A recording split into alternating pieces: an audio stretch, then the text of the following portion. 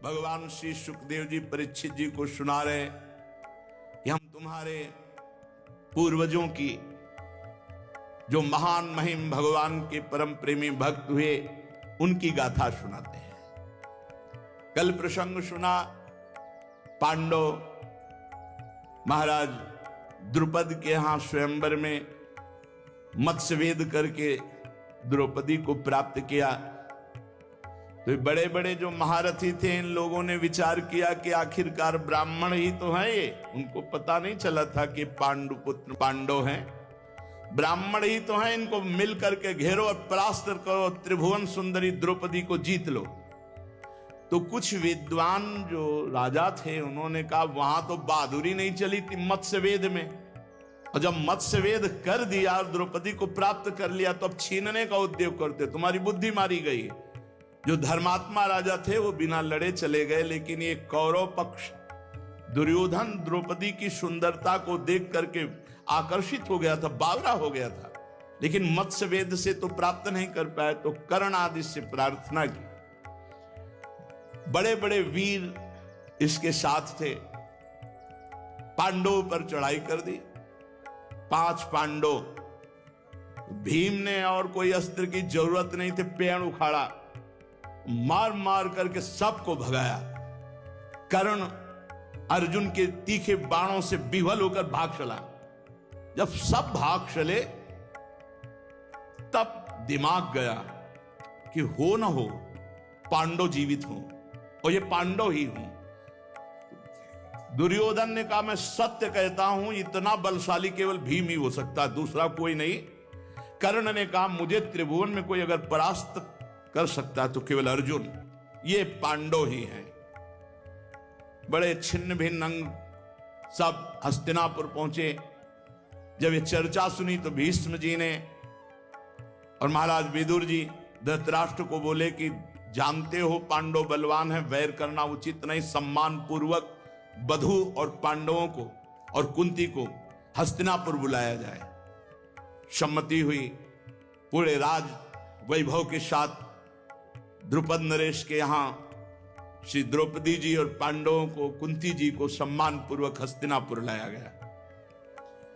द्रौपदी के सौंदर्य को देखकर कोई भी कौरव संतुष्ट नहीं था, जलन थी कि भारी बलवशाली पांडव और ऐसी त्रिभुवन सुंदरी उनको पत्नी मिली। जब ये गांधारी की दासियों ने गांधारी को बताया कि अगर महल में कुलवधू ज्यादा दिन तक रही तो उपद्रव छा जाएगा, आपके पुत्र संतुष्ट हैं। गांधारी जी ने धृतराष्ट्र जी को प्रेरित किया कोई उपाय करो।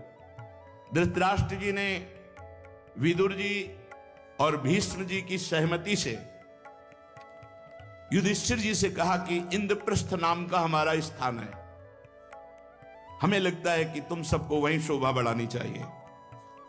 तुम सब जवान हो, कौरव भी जवान हो रहे, कौरव की भी अपनी लालसा है, कहीं ऐसा ना हो कि तुम्हारे में बैर हो जाए बेटा, इसलिए इंद्रप्रस्थ। इंद्रप्रस्थ खंडहर था, शोभा शून्य स्थान। लेकिन जिस समय भगवान के महाभागवत पांचों पांडव पहुंचे तो अर्जुन अपने बल विक्रम से त्रिभुवन को पराजित करने की सामर्थ्य रखने वाले हैं। इस मृत्यु लोक को क्या भगवान नर नारायण के अवतार हैं, कोई साधारण थोड़ी है। अर्जुन जी ने अकेले गांडीव के बल से इंद्रप्रस्थ को हस्तिनापुर से भी सुंदर सजा दिया, जीत जीत करके राजाओं का वैभव। और फिर भगवान पधारे तो राजसूय यज्ञ का विधान बना। राजसूय यज्ञ जो पूरे राजाओं पर विजय प्राप्त करके उनसे कर ले सके वही कर सकता। अर्जुन अकेले गांडीव के बल से सबको परास्त करके सब राजाओं को। मायासुर बहुत प्रभावित था, तो उसने राजसूय यज्ञ में एक ऐसी सभा रची थी जहां जल था वहां बिल्कुल थल नजर आता, पृथ्वी, जहां पृथ्वी थी वहां बिल्कुल निर्मल जल नजर आता। राजसूय यज्ञ हुई, कौरव भी आए, इतना खजाना इकट्ठा हुआ कर रूप में, दुर्योधन देखकर जल गया। ऐसा वैभव जो देवराज इंद्र का जैसे वैभव, त्रिभुवनपति। अब एक दिन उस सभा में सब बैठे हुए थे, ऊपर से द्रौपदी जी अपनी दासियों के साथ, तो ये दुर्योधन अपने भाइयों के साथ चला, तो देखा कि जल है, तो धोती समेट ली, तो सब हंस पड़े क्योंकि वहां थल था, एक बूंद पानी नहीं। आगे देखा पृथ्वी, तो धोती छोड़ दी, अब पानी में झम से गिर पड़ा। यद्यपि लोगों की कहावत में ऐसा है, क्या महाभारत में सामने नहीं पड़ा कि अंधे के अंधा होता है, ऐसा बोलने के कारण दुर्योधन को क्रोध आया, ऐसा नहीं, महाभारत में नहीं पड़ा, कहावतों में ऐसा कहा जाता है। उपहास किया, द्रौपदी आदि खूब हंस पड़ी, भीम और ये महाराज युधिष्ठिर बहुत गंभीर शांत, उनका ये क्या कर रहे हो, सांप को छेड़ना, उसका उपहास कर रहे हो। युधिष्ठिर जी आए, नए वस्त्र पहनाए और गले से लगाया, भाई ये मायासुर के द्वारा रची हुई सभा है, जिसमें जल में थल, थल में जल का ऐसा भान होता है। जाकर के दुर्योधन न खाना न पीना, उदास बैठ गया।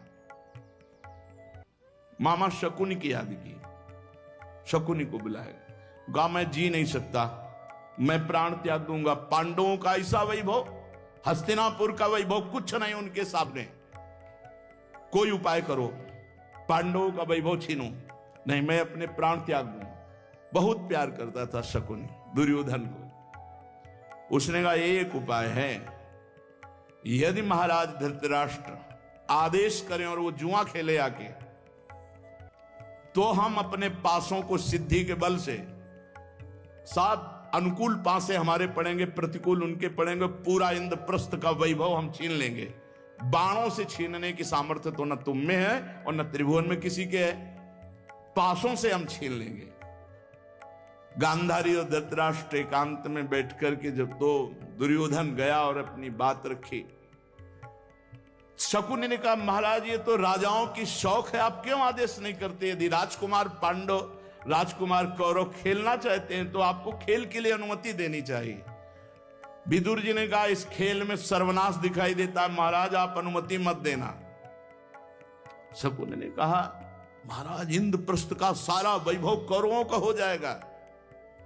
धृतराष्ट्र अपने दुर्योधन को बहुत प्यार करने के कारण ईश्वर संपन्न और सुख संपन्न देखना चाहते थे, पर ये भूल गए थे कि जिनके पक्ष में भगवान है उनकी ही विजय होती है। भेजा विदुर जी महाराज को। विदुर जी ने जाकर के कहा कि बेटा जो हम कुछ कहना नहीं चाहते वो भी मुझे महाराज की प्रेरणा से कहना पड़ रहा है। आप लोगों को महाराज ने आदेश किया है, हस्तिनापुर बुलाया है और द्वैत क्रीड़ा खेलने की। महाराज युधिष्ठिर बिल्कुल नहीं जानते थे द्वैत क्रीड़ा, धर्म स्वरूप कभी द्वैत क्रीड़ा नहीं खेली थी। पिताश्री की आज्ञा गए, वहां पहले से सब व्यवस्था थी, क्रूर कर्मा जितने भी राजा सब उनके पक्ष में बैठे हुए थे। महाराज युधिष्ठिर जी ने धृतराष्ट्र को प्रणाम किया और कहा पिताश्री की आज्ञा है, उनका खेलना चाहते हैं द्वैत क्रीड़ा तो खेलो, हमारा आदेश है। बहुत संकोच में भीम अर्जुन ने कहा कि ये द्वैत क्रीड़ा उचित नहीं है भ्राताश्री, तो उनका जब पिता के समान है और वो आदेश करते हैं तो कुछ भी हो। और दूसरी बात, हमारा छात्र धर्म अगर कोई ललकार दे तो चाहे बाणों से हो चाहे पासे से, पीछे हटने वाला छात्र धर्म नहीं होता है, हम खेलेंगे।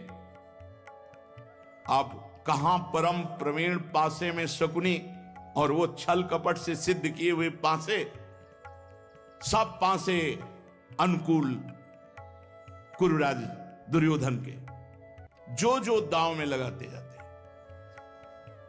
आखिरी में पूरा इंद्रप्रस्थ हार गए, आभूषण हार गए, अपने अस्त्र हार गए, अपने आप को हार दिया। शकुनी ने कहा एक पासे में पूरा वापस हो सकता है, द्रौपदी तुम्हारी तरफ से, और पूरा वैभव हस्तिनापुर इंद्रप्रस्थ सब हमारी तरफ से। अगर तुम जीत गए तो सब पूरा वैभव, और अगर तुम हार गए तो द्रौपदी हमारी। बुद्धि काम नहीं करती, जुआरी को लगता है शायद ये दांव रख दिया, शकुनी के सिद्ध पासे हार गए। अब बड़ा मजाक हुआ कि द्रौपदी दासी है और मैं जीत चुका हूं, जाओ मेरी इच्छा है उसको सभा में लाओ, निर्वस्त्र करके हमारी जंघा पे बैठा लो। दुर्योधन से ताल ठोक। भीम खड़े हुए और कहा कि भैया ऐसा लगता है तुम्हारी भुजा उखाड़ करके आग में फेंक दूं युधिष्ठिर से। आज मैं जितना परास्त हुआ उतना शायद जीवन में नहीं होऊंगा। आपके कारण परास्त हुआ। द्रौपदी रखने लायक वस्तु है जुआ में। अर्जुन ने कहा भैया सभ्यता का प्रयोग करो, महाराज धर्म से चलने वाले हैं, आप उनको ऐसा कोशिए मत, बैठ जाइए। तो अब बैठते बैठते कहा कि दुर्योधन जिस ताल को तू ठोक रहा है जांग को, उसी ताल को मैं अपनी गदा से चूर चूर करूंगा। प्रण करता हूं इस सभा में। दुशासन को आदेश किया।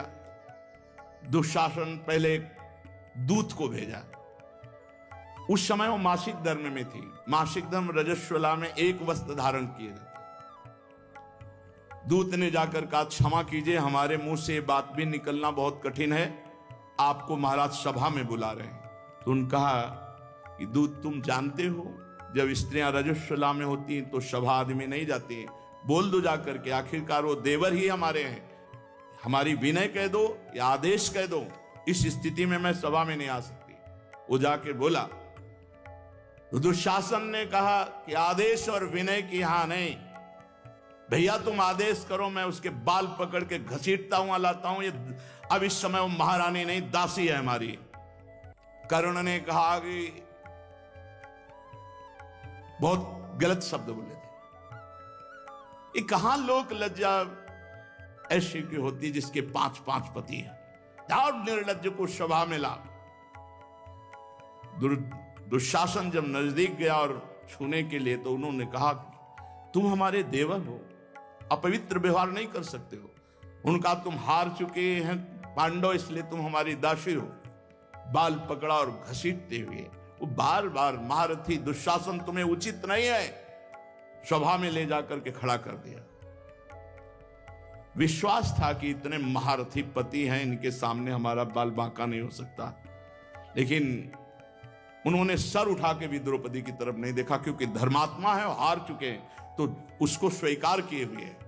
देखा अरे भीष्म जी बड़े बड़े महापुरुष सब सभा में बैठे हैं। उनका एक बात मैं पूछती हूं, क्या महाराज अपने को हारने के बाद मुझे दांव में लगा सकते हैं? स्वयं जब हार चुके हैं अपने आप को तो मुझे दांव में लगा सकते हैं? यदि मुझे पहले दांव में लगाया होता बाद में आप हारते तो मैं हारी मानी जाती। बोलो इस सभा में कोई, ये क्या धर्म है? कर्ण ने कहा है ज्यादा बोलती, दुशासन निर्वस्त्र कर इसको, बैठा दुर्योधन की जंघा पर। दुशासन वस्त्र खींचने लगा। कोई उत्तर सभा में नहीं, कोई बचाने वाला सभा में नहीं। कैसी परिस्थिति! आखिरकार भुजाओं से भी पकड़ा। जब देखा कि 10,000 हाथियों का बल रखने वाला दुशासन, तो दांत से पकड़ा, फिर छोड़ दिया। ये है आखिरी स्थिति। हे गोविंद, हे द्वारिकावासी। उसी समय भगवान का तेज प्रकट हुआ और द्रौपदी के वस्त्र में भगवान समा गए। रंग बिरंगी साड़ियां वो खींचता जाता है। 10,000 हाथियों का बल रखने वाला दुशासन अंबार लग गया, लेकिन यहां से वस्त्र नहीं हटा, मूर्छित होकर गिर गया। तब गांधारी आई, द्रौपदी जी को गले से लगाया और धृतराष्ट्र कहा वो वैसे ही तुम्हारे नेत्र नहीं, ये सर्वनाश कर देगी। ये देवी है, इसका अपमान सभा में होना मानो कौरव वंश का विनाश होना है। क्षमा मांगो, जल्दी से इसको संतुष्ट करो। नहीं, मैं जानती हूं पतिव्रता में कितनी सामर्थ्य होती है, क्योंकि गांधारी पतिव्रता है। धृतराष्ट्र ने कहा बेटा जो तुम्हारी इच्छा हो मांग लो। उनका हमारे पतियों के अस्त्र वापस किए जाएं और जो हमारे पतियों का वैभव है वही सम्मान दिया जाए। बोले मैं सब ज्यों कहते हूं सब वापस करता हूं, बस तुम क्षमा कर दो। राजी हुई, रथ पर बैठे इंद्रप्रस्थ की तरफ चल पड़े। आधी दूर गए। शकुनी, दुर्योधन सब धृतराष्ट्र जी से कहा हम जीत गए थे, आपने वापस क्यों कर दिया? एक बार दांव के लिए बुलाओ, एक बार पुनः वापस बुलाओ। हट कर लिया, फिर आदेश हुआ। रास्ते से वापस, इंद्रप्रस्थ के रास्ते से वापस बुला लिया और कहा एक दांव के खेलना है। 12 वर्ष का वनवास, 1 वर्ष का अज्ञातवास, जो हारे उसको स्वीकार करना। पांडव आपस में देखे कि ये चालबाजी है, हम लोगों को भारी दुख देने का प्लान है, अब करे तो क्या। आदेश धृतराष्ट्र का और युद्ध धर्म बैठ गए। उसके तो परम खिलाड़ी शकुनी जीत गए, दुर्योधन सब छीन लिया। द्रौपदी जी ने प्रार्थना की समस्त वैभव ले लो, लेकिन हमारे पतियों का जो अस्त्र है वो नहीं। 12 वर्ष का वनवास, 1 वर्ष का अज्ञातवास, बड़ा संकटपूर्ण महापुरुषों को जीवन व्यतीत करना पड़ता है। जो धर्म से चलते हैं वही आखिरी में विजयी होते हैं, पर बड़ा कष्टप्रद होता है धर्म में चलना, क्योंकि विषयों की तरफ प्रवाहित होने में तो इंद्रिया और मन स्वयं लगी हुई, लेकिन धर्म चढ़ाई है पर्वत की तरह। अब महाराज के साथ शास्त्रों ब्रह्म ऋषि हो गए, युधिष्ठिर जी के साथ नगर के ब्राह्मण हो गए। वो सब जहां हमारे धर्मराज युधिष्ठिर रहेंगे वही हम रहेंगे। प्रजा को तो बहुत प्यार पूर्वक सम्मान पूर्वक वापस किया। आप हृदय में भगवान का ध्यान करते हुए आगे बढ़े। बहुत से ब्रह्म ऋषि साथ थे, द्रौपदी, 5 पांडव, माता कुंती को विदुर जी के